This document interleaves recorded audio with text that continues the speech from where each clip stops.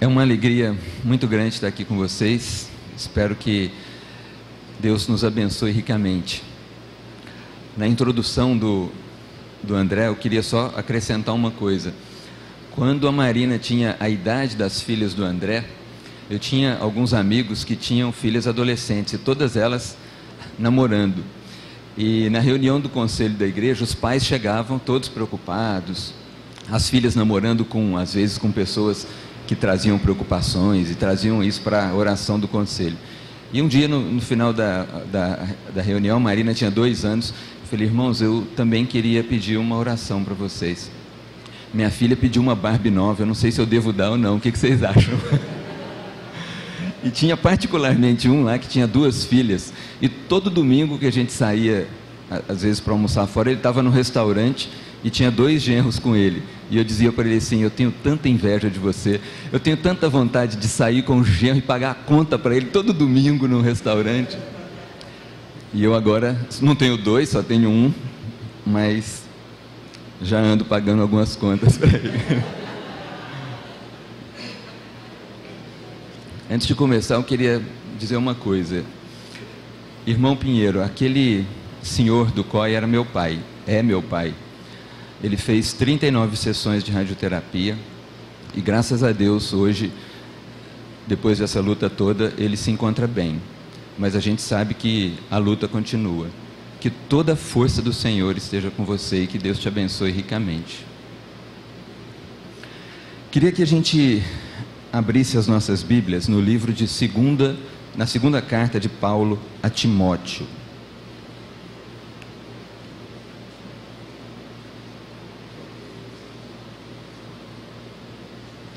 Segunda carta de Paulo a Timóteo, capítulo 3.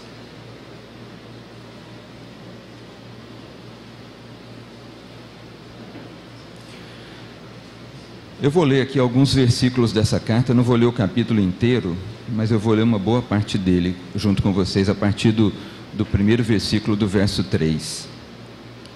Saiba disto: nos últimos dias sobrevirão tempos difíceis, tempos terríveis.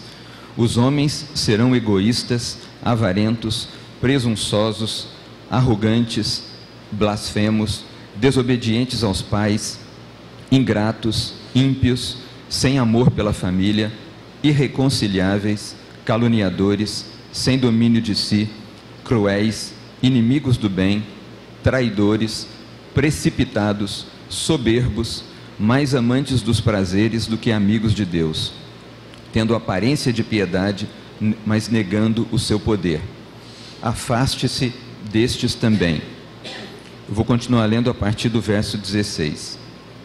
Mas você tem seguido de perto o meu ensino, a minha conduta, o meu propósito, a minha fé, a minha paciência, o meu amor, a minha perseverança, as perseguições e os sofrimentos que enfrentei, coisas que me aconteceram em Antioquia, Icônio e Listra. Quanta perseguição suportei, mas de todas essas coisas o Senhor me livrou. De fato, todos os que desejam viver piedosamente em Cristo Jesus serão perseguidos. Contudo, os perversos e impostores irão de mal a pior, enganando e sendo enganados. Quanto a você, porém, permaneça nas coisas que aprendeu e das quais tem convicção, pois você sabe de quem o aprendeu. Porque desde criança você conhece as sagradas letras que são capazes de torná-lo sábio para a salvação mediante a fé em Cristo Jesus. Toda a Escritura é inspirada por Deus e útil para o ensino, para a repreensão, para a correção e para a instrução na justiça, para que o homem de Deus seja apto e plenamente preparado para toda boa obra. Eu queria orar mais uma vez. Pai, se nós nos aventuramos a abrir a Tua Palavra, é porque cremos que o Senhor fala ao nosso coração. Todos os domingos, Senhor, quando abrimos a Tua Palavra como igreja, nós esperamos ouvir a voz do Teu Espírito, porque é essa voz que pode nos dar vida, é essa voz que pode nos transformar. E na nossa experiência temos visto que muitas vezes o Senhor ou todas as vezes, o Senhor fala ricamente, e a tua palavra não volta para o Senhor vazia, mas faz aquilo que o Senhor deseja que ela faça. Por isso eu te peço esse milagre mais uma vez, hoje à noite, aqui nesse lugar. Fala ao nosso coração, em nome de Jesus. Por favor, fica com a sua Bíblia ou com o seu iPad aberto, aí na segunda carta de Paulo a Timóteo. Nós vamos andar um pouco pelos capítulos anteriores ao capítulo 3. Vocês certamente já ouviram a frase que o homem é um produto do meio em que ele vive. O homem é resultado do meio em que ele vive. Há várias maneiras de se entender isso. Uma delas é entender que o meio exerce uma influência sobre o homem, e não há como negar isso. Há uma influência dos valores que estão à nossa volta. Esses valores, de certa forma, nos influenciam, e isso é impossível de ser negado. Mas há uma progressão nesse entendimento dessa frase, em que o homem se torna uma engrenagem de uma máquina, uma vítima impotente diante do mundo em que ele está. Ou seja, ao dizer que o homem é produto do meio, muita gente está querendo dizer que o homem é um reflexo completo do meio em que ele vive, e que ele não pode fazer nada para mudar esse meio. E aí esse entendimento precisa de uma correção, e a palavra de Deus é muito pródiga em nos ajudar a corrigir esse tipo de pensamento. A Bíblia nos chama constantemente a sermos diferentes, e diferentes do mundo que está à nossa volta. Em vários pontos da Bíblia, ele descreve, há uma descrição do mundo e dos valores que estão em volta dos filhos de Deus, e depois há um pedido, uma exortação de Deus para que os filhos de Deus não ajam de acordo com aqueles padrões, mas que os filhos de Deus vivam de uma forma diferente, vivam de acordo com os valores do reino, que são outros valores alheios a esses do mundo à sua volta. Ora, se a Bíblia chama os filhos de Deus a viverem de uma forma diferente daquela que o mundo à sua volta vive, a Bíblia não pode concordar com o fato de que o homem é uma mera engrenagem numa máquina, uma vítima inofensiva que não pode fazer nada diante do seu próprio meio. O meio influencia o homem, mas o homem também influencia o meio.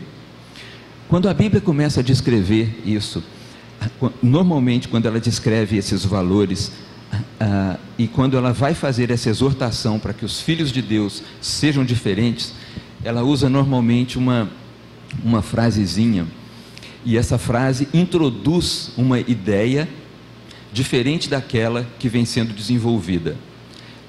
Em português isso se chama uma conjunção adversativa. O nome é difícil, mas ela significa simplesmente que ele está descrevendo algo e que ele vai introduzir uma ideia que é contrária à ideia anterior. Neste livro de 2 Timóteo, existe uma expressão que se repete mais de 5 vezes em 4 capítulos. E essa expressão, ela é traduzida de maneiras diferentes, mas ela poderia ser traduzida assim: tu, porém, Timóteo. Paulo está descrevendo o mundo em volta e está dizendo: olha, Timóteo, a coisa está feia do lado de fora. Tem apostasia para todos os lugares. Há pessoas heréticas que estão querendo perverter o Evangelho de Deus. Mas você, Timóteo, viva de uma forma diferente. Se eu pudesse resumir a segunda carta de Paulo a Timóteo para vocês em uma única expressão, a expressão seria: mas você, Timóteo, seja diferente. Tu, porém, seja diferente. E que mensagem para nós, que vivemos no meio de uma sociedade igualmente perversa, no meio de um tempo em que o Evangelho tem sido banalizado, corrompido, pervertido. Certamente a palavra de Deus para nós é: mas vocês, Igreja Presbiteriana da Freguesia, sejam diferentes, vivam de acordo com os valores de Deus. Usando essa mesma ideia, mas pegando um exemplo cinematográfico recente, não sei se vocês já viram o filme O Hobbit. Eu sou viciado na série O Senhor dos Anéis, E o Hobbit é um filme da série O Senhor dos Anéis. E lá tem alguns magos, e tem um mago do bem, Gandalf, e ele fala uma frase muito interessante que acho que tem a ver com isso. Ele diz o seguinte, ele diz, olha, o meu superior, o mago superior, ele acredita que o mal é contido pela força. O mal é contido quando ele é controlado por uma força maior do que ele. Eu não acredito mais nisso. Eu acredito que o mal é controlado pelas pequenas ações de bondade e de generosidade praticadas por gente comum no dia a dia. O mal não é contido pela força. O mal é contido por pequenos atos de bondade, de generosidade, de misericórdia, praticados no meu dia a dia, no seu dia a dia, dentro da sua casa, no seu trabalho, aqui na igreja. É assim que o mal é contido. Não é a força que controla o mal, ou a força que controla o mal é o amor que atua dentro de nós e nos faz agir com misericórdia no mundo. É isso que controla o mal. E creio que, de certa forma, é isso que Paulo está falando para Timóteo. Uma carta no Novo Testamento, todas as cartas de Paulo, para que a gente entenda uma carta de Paulo, a gente precisa entender o seguinte: Paulo não escreveu essa carta à toa, ele não deu vontade de escrever uma carta e saiu escrevendo, tinha um propósito. Cada carta de Paulo, para cada uma das igrejas para as quais ele escreve, e para cada um dos destinatários da sua carta, essa carta tem um propósito. Eu queria explorar um pouco essa segunda carta de Paulo a Timóteo, para que a gente consiga entender qual o propósito de Paulo em escrever essa carta. E para que a gente entenda o propósito, a gente precisa entender o contexto. E o contexto tem a ver com o seguinte: o que estava acontecendo com Paulo quando ele escreveu a carta? Essa é a primeira coisa. O que estava acontecendo com Timóteo quando ele recebeu essa carta? E terceiro, o que estava acontecendo com o Evangelho quando essa carta foi escrita? E aí sim a gente vai entender o seguinte: qual é a mensagem de Paulo? Qual a preocupação dele quando ele escreveu essa carta? Então, em primeiro lugar, o que estava acontecendo com Paulo quando ele escreveu essa carta? Paulo estava preso, e isso fica claro na própria carta. Tudo isso que eu vou falar agora é retirado da própria segunda carta de Paulo a Timóteo. Não precisamos nem sequer fazer nenhum tipo de análise ou de leitura de nada fora da segunda carta de Paulo a Timóteo para entender qual era o contexto. Paulo estava preso em Roma pela segunda vez.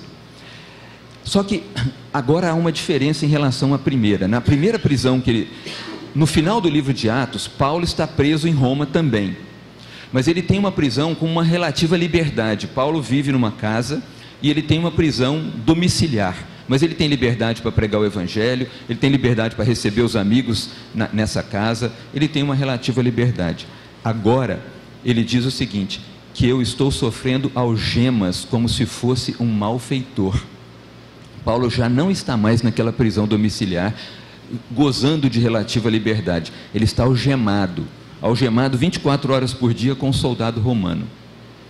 Mais do que isso, Paulo não espera mais, e isso é muito importante que a gente entenda, Paulo não espera mais sair da cadeia. Ele espera sair da cadeia direto para a guilhotina. Paulo sabe que vai morrer. No capítulo 4, ele diz assim: o tempo da minha partida é chegado, e eu já estou sendo oferecido como uma oferta em sacrifício. Paulo sabe que ele está à beira da morte.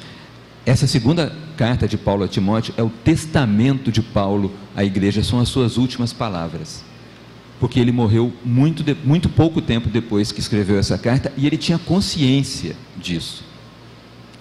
Se você sabe que sua vida vai durar pouco tempo e você tem que escrever uma carta, primeiro, para quem você escreveria a carta? E segundo, qual o conteúdo dessa carta?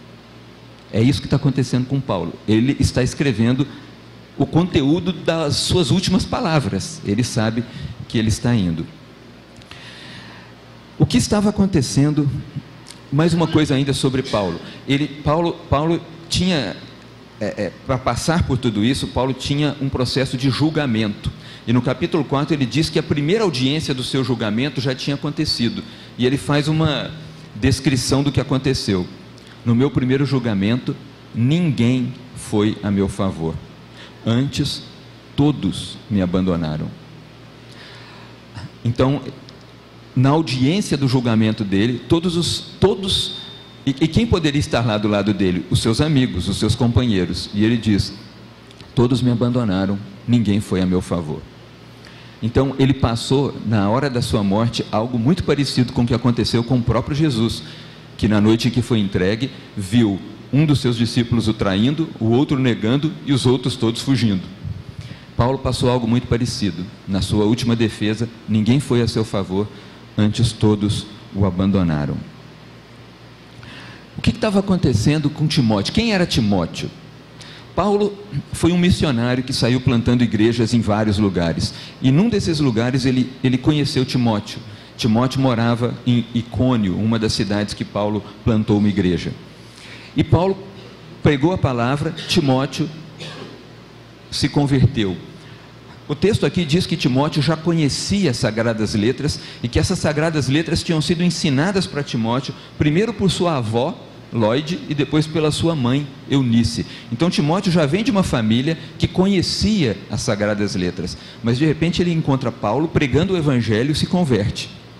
Alguns anos depois, Paulo volta naquela cidade, e ele diz que a igreja dava um testemunho muito bom a respeito de Timóteo. Então ele resolve convidar Timóteo para ser seu companheiro de viagem, e Timóteo passa a acompanhar Paulo nas áreas que Paulo faz, e passa a ser um dos principais companheiros e amigos íntimos de Paulo. Mas Timóteo tem 3 características interessantes. Em primeiro lugar, Timóteo era alguém relativamente jovem, principalmente para assumir cargos de liderança.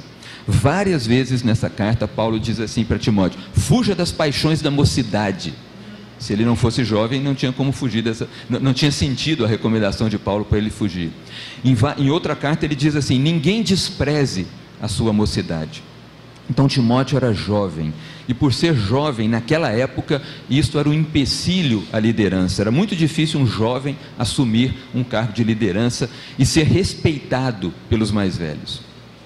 Mas mais do que isso, Timóteo era alguém de temperamento extremamente tímido para a liderança. Várias vezes Paulo tem que dizer para Timóteo: não se envergonhe, Timóteo, não se envergonhe do Evangelho, não se envergonhe de mim. Várias vezes Paulo manda Timóteo para uma igreja e escreve uma carta para a igreja dizendo assim: olha, cuidem bem de Timóteo quando ele chegar aí, que ele esteja à vontade no meio de vocês. Timóteo era alguém de temperamento tímido, envergonhado, muito mais dado a receber ordens do que a liderar. Mais do que isso, Timóteo tinha uma outra característica. Timóteo era propenso a doenças. Timóteo era frágil do ponto de vista de saúde. Paulo fala das suas frequentes enfermidades, e Paulo dá até uma receita para ele. Diz para ele misturar água com vinho por causa das frequentes enfermidades no estômago. Nunca tentei usar, mas quem tiver deve ser boa, está na Bíblia. Então Timóteo era um jovem, era um companheiro de Paulo, amigo de Paulo, chamado à liderança, mas era jovem, era extremamente tímido e ainda doente. Falamos de Paulo, falamos de Timóteo. Como é que estava o Evangelho nessa época que Paulo escreveu essa segunda carta de Paulo a Timóteo? Paulo havia pregado o Evangelho em várias cidades da Ásia, e havia havido um despertamento espiritual enorme nessas igrejas. Muitos haviam se convertido, e Paulo não só criou essas igrejas, mas ordenou essas igrejas, organizou essas igrejas, colocou presbíteros nessas igrejas. A coisa parecia que estava indo muito bem. Mas alguns anos antes de Paulo escrever esta segunda carta a Timóteo, quando ele escreveu a primeira carta a Timóteo, Paulo diz assim para Timóteo: alguns da Ásia se desviaram da fé. Começou a haver um desvio, começou a haver pessoas que passaram a abandonar, não apenas abandonar a Paulo pessoalmente, mas abandonar a fé, a negar a fé. Mas a coisa piorou. Na segunda carta, ele diz para Timóteo assim: Timóteo, todos os da Ásia se desviaram. Na cabeça de Paulo, o Evangelho estava correndo um perigo enorme, porque as igrejas que haviam sido despertadas para o Evangelho começavam a se afastar do Evangelho, e Paulo via nisso um perigo enorme. E ele diz: Timóteo, todos os da Ásia se desviaram da fé, todos os da Ásia me abandonaram. E nós vamos ver que o que Paulo escreve, a mensagem de Paulo, a preocupação de Paulo, estando ele a um passo da morte, estando ele no fim da sua vida, reconhecendo que estava no fim da sua vida, o que passa na mente dele, preso, algemado na cadeia romana com um soldado, é o seguinte: quem vai cuidar do Evangelho depois que eu partir? A preocupação de Paulo não é com ele mesmo. Paulo não está preocupado se ele vai morrer, ele já aceitou a morte. Ele diz: olha, eu estou partindo, a minha vida é como um barco dos quais já se retirou a amarra, e esse barco vai ser levado pelas correntezas do rio. Eu vou ao encontro do Senhor, eu completei a carreira, eu fiz o que o Senhor me disse para fazer, completei a carreira, guardei a fé. Já agora a coroa da justiça me está guardada, o Senhor me dará essa coroa. Paulo não estava preocupado com ele, ele sabia o que iria acontecer com ele. Deus o aguardava, e mais, Deus o aguardava para coroá-lo, porque ele sabia que se no mundo ele passou por enormes perseguições, ele sabia que Deus iria recebê-lo depois que ele partisse. Ele não estava preocupado consigo mesmo. A preocupação de Paulo era: como que vai ficar o Evangelho depois que eu partir? Vocês conhecem alguém que, mesmo passando pela situação tão difícil como Paulo estava passando, mesmo à beira da sua própria morte, deixa de se preocupar consigo mesmo e tem o foco no Evangelho? Pois essa é a realidade acerca de Paulo. A preocupação de Paulo era com relação ao Evangelho. E quando ele escreve a Timóteo, ele escreve a Timóteo como quem entrega a Timóteo. Já viu aquela corrida de bastão, que tem vários corredores, um cara corre e dá a volta, e ele entrega o bastão para o segundo que tem que dar a volta e entrega o bastão. Paulo escreve essa carta para passar o bastão para Timóteo e dizer para Timóteo: Timóteo, eu estou indo embora, agora a responsabilidade do Evangelho é sua. E certamente Timóteo, quando leu isso, considerando o seu temperamento, considerando as suas enfermidades, considerando a sua juventude, certamente, se ele estivesse sentado, ele caiu da cadeira; se ele estivesse em pé, ele sentou. Levou um susto.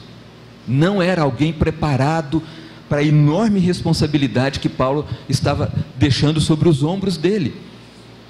Ele não se sentia preparado, e olhando do ponto de vista social, ele não era alguém preparado para isso.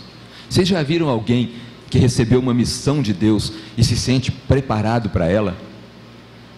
Se houver alguém, a verdade acerca dele é que ele não está nem um pouco preparado para ela. A primeira característica de um servo de Deus é a humildade, e a reconhecer que não tem a menor capacitação para responsabilidade como essa de levar o Evangelho à frente. Mas independente do que Timóteo pudesse sentir, era isso que Paulo estava fazendo. Paulo estava passando para ele a responsabilidade pelo Evangelho. E Paulo faz isso em 4 capítulos. E em cada um desses capítulos, ele faz uma exortação a Timóteo a respeito do Evangelho. Coisas que Timóteo deveria fazer em relação ao Evangelho. Eu vou passar rapidamente pelas 4, mas eu quero me deter na terceira do capítulo 3, que foi essa que eu li. A primeira exortação, capítulo 1, Paulo diz assim para Timóteo: Timóteo, estou tentando achar aqui o versículo, verso 13: retenha com fé e amor em Cristo Jesus o modelo da sã doutrina que você ouviu de mim. Quanto ao que lhe foi confiado, guarde-o por meio do Espírito Santo que habita em nós. A primeira exortação de Paulo para Timóteo é para que ele guarde o Evangelho. E guardar o Evangelho aqui, guardar o bom depósito aqui, tem um sentido muito especial. Guardar tem o sentido aqui de proteger. O Evangelho havia sido um tesouro que havia sido dado de Cristo a Paulo, e Paulo passava esse tesouro para Timóteo, e ele diz para Timóteo: proteja esse tesouro, não permita que ele se corrompa. Fora há pessoas, há ladrões que querem entrar na sua casa e roubar esse tesouro. É sua responsabilidade guardar esse tesouro para que ele não seja roubado, para que ele não seja corrompido de forma nenhuma. Timóteo deveria lutar para preservar o evangelho protegido de toda e qualquer corrupção. Como é que ele faria isso? Pregando o evangelho e vivendo de acordo com o evangelho. Então a primeira responsabilidade de Timóteo em relação ao evangelho é guardar o evangelho, é proteger o evangelho, é não permitir que o evangelho se corrompa de forma nenhuma. Essa mensagem de salvação que Deus transmitiu através dos seus apóstolos a Paulo, e que Paulo estava transmitindo a Timóteo, e que Timóteo deveria transmitir a outros, ela deveria ser preservada, protegida, guardada. Timóteo deveria impedir a corrupção dessa mensagem a todo e qualquer custo. Isto é um tesouro enorme que está em suas mãos. Não permita que esse tesouro se corrompa. Essa era a primeira responsabilidade de Timóteo. A segunda responsabilidade, no capítulo 2, é: participa dos meus sofrimentos como um bom soldado de Cristo Jesus. Nenhum soldado em serviço se envolve em negócios dessa vida, porque o seu objetivo é satisfazer aquele que o alistou para a guerra. Timóteo, não vai ser fácil essa tarefa de guardar o evangelho. Pessoas vão oferecer resistência a isso, e a sua segunda responsabilidade em relação ao evangelho é sofrer por ele. Sofra pelo evangelho. Olha o meu exemplo.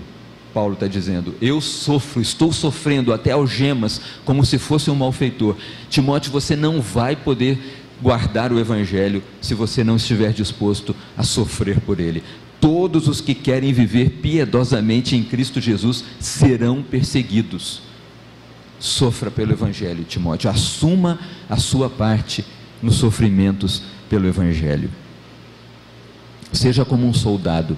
Um soldado foi alistado para a guerra, tem um oficial superior, e o objetivo dele é satisfazer este oficial superior, e por isso ele não se envolve nas outras coisas, ele se dedica inteiramente àquilo para o qual ele foi alistado. E Timóteo deveria fazer a mesma coisa com relação ao evangelho. O evangelho deveria ser o seu foco, e se para guardar o evangelho era necessário sofrer, Timóteo deveria estar disposto a sofrer pelo evangelho. A terceira exortação de Paulo, que é essa que nós lemos no capítulo 3, é: Timóteo, permanece no evangelho. E aí eu queria entrar um pouquinho no contexto do próprio capítulo 3 que a gente leu. Ele começa o capítulo dizendo assim: saiba isso, Timóteo, nos últimos dias sobrevirão tempos terríveis. Primeiro, é preciso esclarecer que os últimos dias, na cabeça de Paulo, tem uma conotação talvez um pouco diferente do que a gente normalmente pensa em últimos dias hoje. Quando a gente pensa em últimos dias hoje, a gente está pensando num tempo que está no futuro. Para quem já leu Apocalipse, né, os últimos dias são os dias logo anteriores à vinda de Cristo.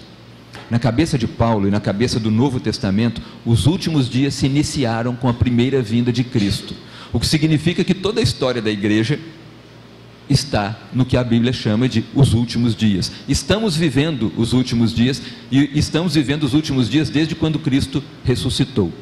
Os últimos dias começaram com a ressurreição de Cristo. Então estamos vivendo os últimos dias, e Paulo sabia disso e já dizia para Timóteo que naquela época estavam vivendo os últimos dias. Mas o que vai acontecer com os últimos dias? Não é que nos últimos dias eles são maus, inteiramente maus. Ele diz que nos últimos dias sobrevirão alguns tempos terríveis. No meio dos últimos dias, dessa história longa de últimos dias, sobrevirão alguns períodos terríveis, difíceis. Essa palavra é muito forte. Sabe onde ela é usada? Sabe quando Jesus entra numa cidade e tem 2 endemoniados que são tão violentos e tão brutais que as pessoas nem passam por aquele lugar de medo deles? Os endemoniados gadarenos. A palavra que é usada para descrever esses tempos difíceis é a mesma palavra usada para descrever a situação daqueles homens. Tempos difíceis, tempos terríveis. Por que acontecerão esses tempos terríveis? o verso seguinte já começa a nos dizer: porque os homens serão. E aí ele tem uma lista enorme. Mas os tempos difíceis acontecerão por causa dos homens, e por aquilo que os homens são, e por aquilo que eles vivem, pela maldade e pelo egoísmo humano. A maldade e o egoísmo humano são a causa desses tempos terríveis que sobrevirão nos últimos dias. Mas o que acontece com esses homens? Tem uma lista enorme aqui, eu não vou ler a lista toda, mas tem uma característica muito importante para a gente entender o problema que está acontecendo com esses homens. A primeira característica deles é que eles são egoístas, amam a si mesmos. Mas o texto diz também que eles são avarentos, amam o dinheiro. O texto diz que eles são antes amigos dos prazeres que amigos de Deus. Se a Bíblia nos ordena a amar a Deus sobre todas as coisas e ao nosso próximo como a nós mesmos, esses homens inverteram completamente. Eles botaram Deus em último lugar e colocaram a si mesmos em primeiro lugar. O que está errado com esses homens é onde eles colocam o seu amor. Eles colocam o seu amor em si mesmos e não em Deus. Eles são egoístas, amam a si mesmos. Por isso eles amam também o dinheiro, para que com o dinheiro eles possam ter cada vez mais prazer, porque eles são mais amigos dos prazeres do que amigos de Deus. Eles inverteram a ordem de Deus. E sabe o que acontece todas as vezes que os homens invertem a ordem de Deus? Quem sofre, na verdade, é quem está no meio. Se eles tiraram o amor principal de Deus e colocaram no final, e colocaram a si mesmos aqui na frente, quem está no meio, que é o próximo, é que sofre. E aí a lista dele começa a dizer o que acontece na relação dessas pessoas com os outros, depois que eles mudam o seu amor para si mesmos. E olha só que coisa triste: são presunçosos, arrogantes, blasfemos, desobedientes aos pais, irreconciliáveis, caluniadores, sem domínio próprio, cruéis, inimigos do bem, traidores, soberbos. Ou seja, porque o seu amor é direcionado para eles mesmos e porque Deus não é mais o objeto do seu amor, eles não conseguem amar o próximo. E aí a relação com o próximo vira isto que pode ser descrito como um inferno. O que é pior é que nós poderíamos imaginar que estes eram homens sem religião. Mas Paulo continua dizendo que esses homens têm aparência de piedade. Não significa, mesmo sendo tudo isso que a gente falou, mesmo a si mesmos como centro do universo, não significa que essas pessoas não tenham uma forma de religião. Eles têm uma forma de religião. Essas pessoas podem estar indo na igreja, mas Paulo diz que eles negam o poder desta religião. Ou seja, é uma forma sem poder, é uma forma sem consistência, porque não pode haver ligação com Deus quando nós nos colocamos em primeiro lugar. E mais do que isso, esses homens que eram tudo isso, mas tinham uma certa forma de religião, eles ainda procuravam seguidores para a sua própria religião. Essa era a situação. Lembra da primeira coisa que a gente falou? Timóteo, em volta, a coisa está braba. Últimos dias, tempos terríveis, por causa dos homens, e porque esses homens são egoístas, porque esses homens trocam o amor de Deus pelo amor a si mesmos, porque esses homens são mais amigos dos prazeres do que amigos de Deus, e aí a relação deles com o resto do mundo vira um inferno. E aí no verso 18, ele diz assim: tu, porém, Timóteo, ou mas você, Timóteo. Quando ele olha para Timóteo, quando ele olha para esse mundo à volta e ele se lembra de Timóteo, ele fala assim: mas você, Timóteo, você não é assim. Graças a Deus pelos mas que existem na Bíblia, graças a Deus por essas conjunções que mudam a ideia do mal, que revertem essa ideia do mal. Havia alguém que não era assim, que estava no meio de tudo isso, mas não vivia dessa forma. Paulo diz para Timóteo que ele já não é assim.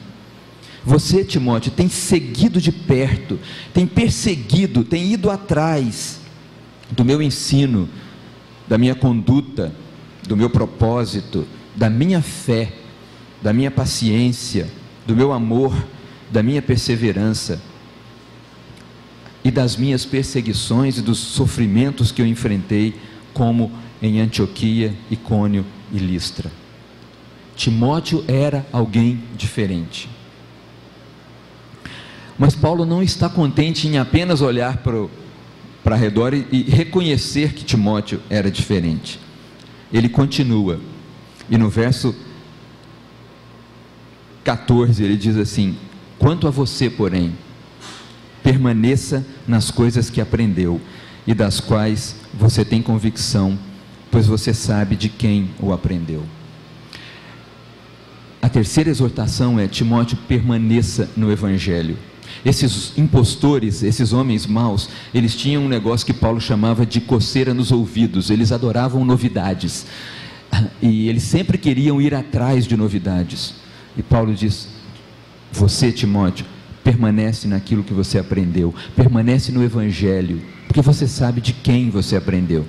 De quem Timóteo tinha aprendido? Da sua avó, da sua mãe e do próprio Paulo. Você sabe de quem você aprendeu. Você conhece a minha vida e você sabe do sofrimento que eu passo por esse Evangelho. Paulo não está aqui tentando fazer propaganda dele mesmo. Olha como eu sofro. Mas o que Paulo está dizendo é o seguinte: você quer checar a verdade a respeito do que alguém fala? Você precisa de duas coisas. Primeiro, entender como ele vive. Ele vive de acordo com o que fala? Então já é um primeiro ponto para você acreditar. A segunda coisa é: ele está disposto a sofrer por aquilo que ele prega? Se tiver, ele tem as duas características necessárias para ser digno de confiança. E Paulo está dizendo: Timóteo, eu sou digno de confiança, porque você conhece a minha vida e você sabe que eu vivi isto que eu falei a vida toda, e mais do que isso, você conhece o quanto eu sofri por essa verdade. Quanto a você, Timóteo, não vá atrás de novidades, não corra atrás de coisas novas, permanece naquilo que você aprendeu, porque você sabe de quem você aprendeu. Inovação é uma palavra muito comum hoje em dia, e nós tendemos a olhar para a inovação de um ponto de vista muito positivo, e em vários aspectos é positivo mesmo. Mas aqui, Paulo como que está dizendo o seguinte: nós precisamos inovar na maneira como nós comunicamos o Evangelho às culturas e às pessoas que estão à nossa volta. No entanto, o conteúdo do Evangelho não muda.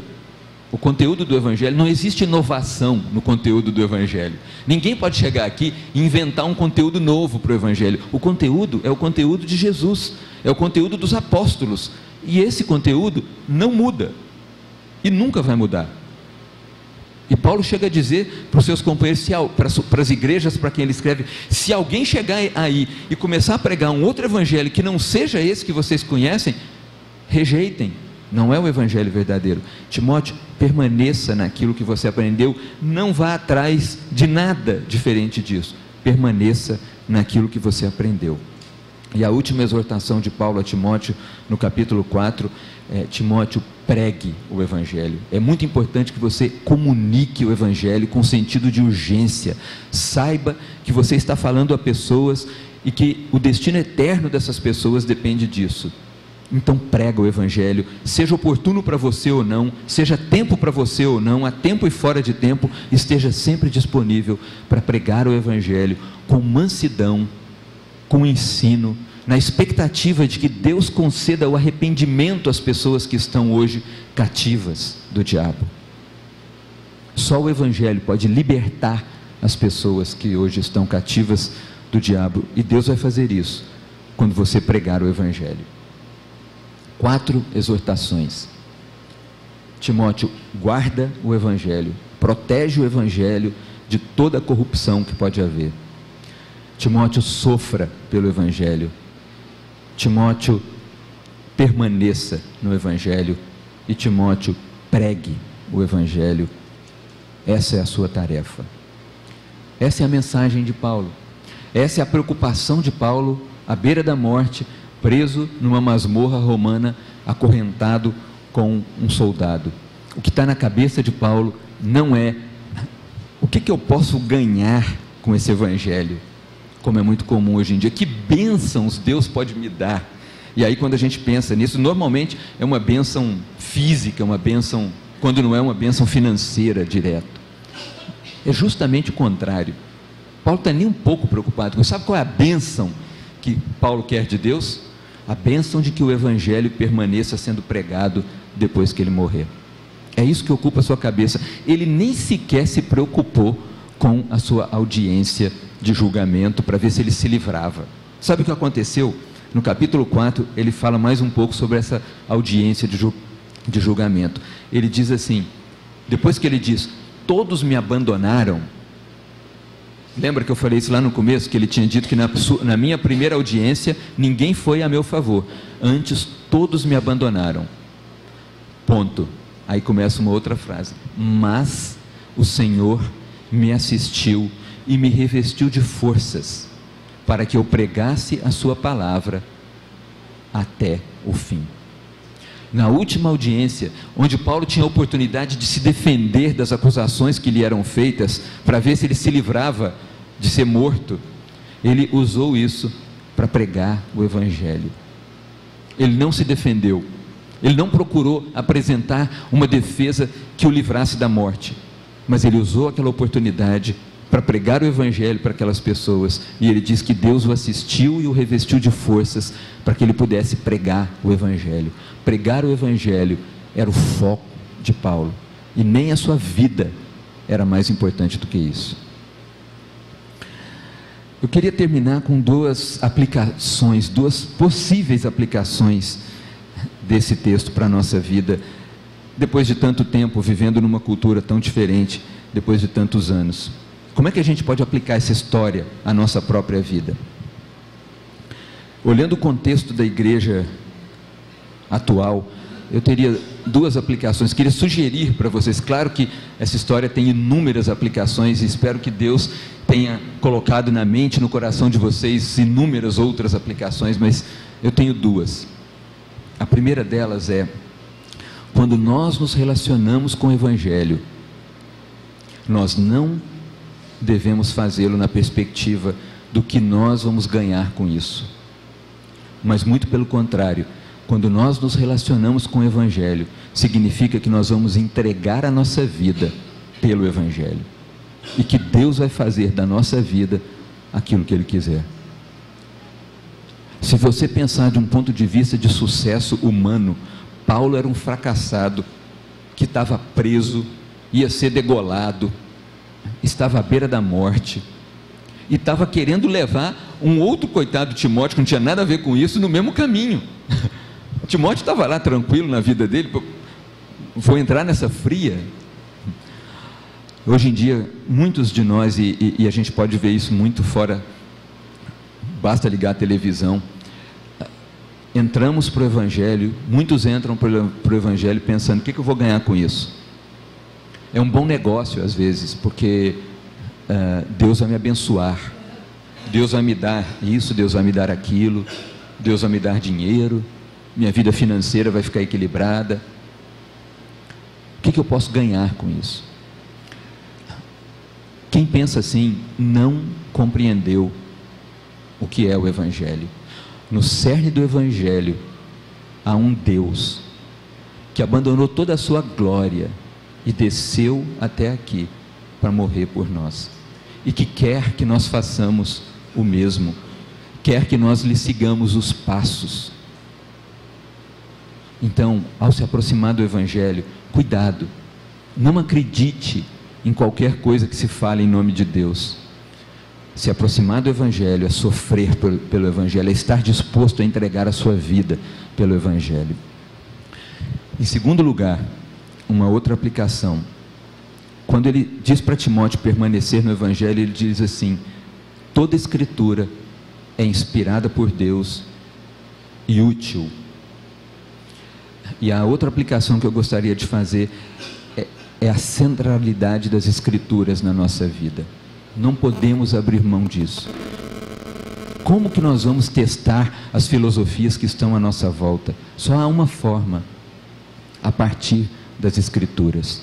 E nós temos falado historicamente, como igreja protestante, como igreja presbiteriana, que a Escritura é central na nossa vida, que a Escritura é a única regra de fé e prática. Se eu quiser saber em que eu vou crer, é aqui na Escritura que eu tenho que entender. Se eu quiser saber como eu vou me comportar de alguma maneira, é na Escritura. A Escritura é inspirada por Deus, é soprada por Deus, e mais, toda Escritura é soprada por Deus. Eu tenho ouvido muito ultimamente pessoas classificando as Escrituras e dizendo assim: olha, eu consigo entender bem o Novo Testamento, acho que isso é Escritura legal, mas o Velho Testamento eu já aboli da minha leitura. Gente, quem somos nós para fazer uma coisa desta e tentar fazer esse tipo de classificação? Paulo diz que toda Escritura é inspirada por Deus, e quando ele diz toda, ele está incluindo, inclusive nessa época que ele falou isso, a única Escritura escrita que havia era o Velho Testamento. As suas cartas estavam sendo escritas ainda e não eram ainda consideradas Escrituras, foram consideradas Escrituras muito tempo depois. Então Paulo estava falando basicamente do Antigo Testamento, mas obviamente o Novo Testamento também é Escritura, mas toda Escritura é inspirada por Deus. Já vi gente de igreja também falando o seguinte: acho que quando Paulo escreveu algumas coisas, ele devia ter tomado alguma coisa em excesso, um vinho em excesso, alguma coisa, porque não é possível. Sabe por quê? Porque nós pegamos os nossos conceitos modernos, as nossas filosofias pós-modernas, e vamos tentar entender as Escrituras a partir dessas filosofias. Sabe o que Paulo está dizendo quando ele diz que toda a Escritura é inspirada por Deus e útil para o nosso ensino? Ele está dizendo para a gente fazer o contrário. Eu tenho que entender as filosofias do meu mundo a partir da Escritura e não o contrário. Eu tenho que julgar o mundo em que eu vivo a partir das Escrituras e não julgar as Escrituras a partir do mundo em que eu vivo. Mais do que isso, quando a gente fala que a Escritura é central na nossa vida, a gente está dizendo também que nós aprendemos a ler as Escrituras contra nós mesmos. Isso é muito importante, preste atenção nisso.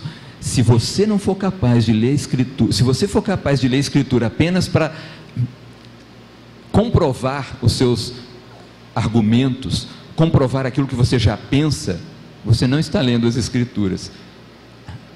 É importante que a gente leia as Escrituras contra nós mesmos, que a gente permita que as Escrituras façam uma leitura do nosso coração, da nossa vida, e que a gente se submeta, que a gente submeta a nossa vida, que a gente transforme a nossa vida a partir da Escritura e não o contrário. A gente gostava de falar, no passado a gente falava muito uma coisa: texto fora de contexto é pretexto. Muita gente pega versículo bíblico para querer obrigar alguém a fazer certas coisas, mas o versículo não tem nada a ver com a história, mas a pessoa pega aquele versículo e usa o versículo para tentar impor a sua forma de ver. Não é assim que devemos usar a Escritura. A Escritura de Deus é algo sagrado. Se quisermos saber a vontade de Deus para a nossa vida, está aqui, mas é preciso que a gente pare, que a gente se esvazie de nós mesmos e das filosofias que nos circundam, e que a gente coma este livro, que a gente estude, medite e permita que ele nos transforme, porque toda a Escritura é inspirada por Deus, é útil para o ensino, é útil para a correção, para que o homem de Deus seja perfeito e perfeitamente habilitado em toda a boa obra. Essas duas aplicações, quando nos relacionamos com o Evangelho, é a partir de entregar a nossa vida para Ele e não do que eu posso receber. E a centralidade das Escrituras. A Bíblia deve ser a nossa única regra de fé e prática. Que assim seja na nossa vida e que Deus nos dê forças para viver dessa forma. Amém.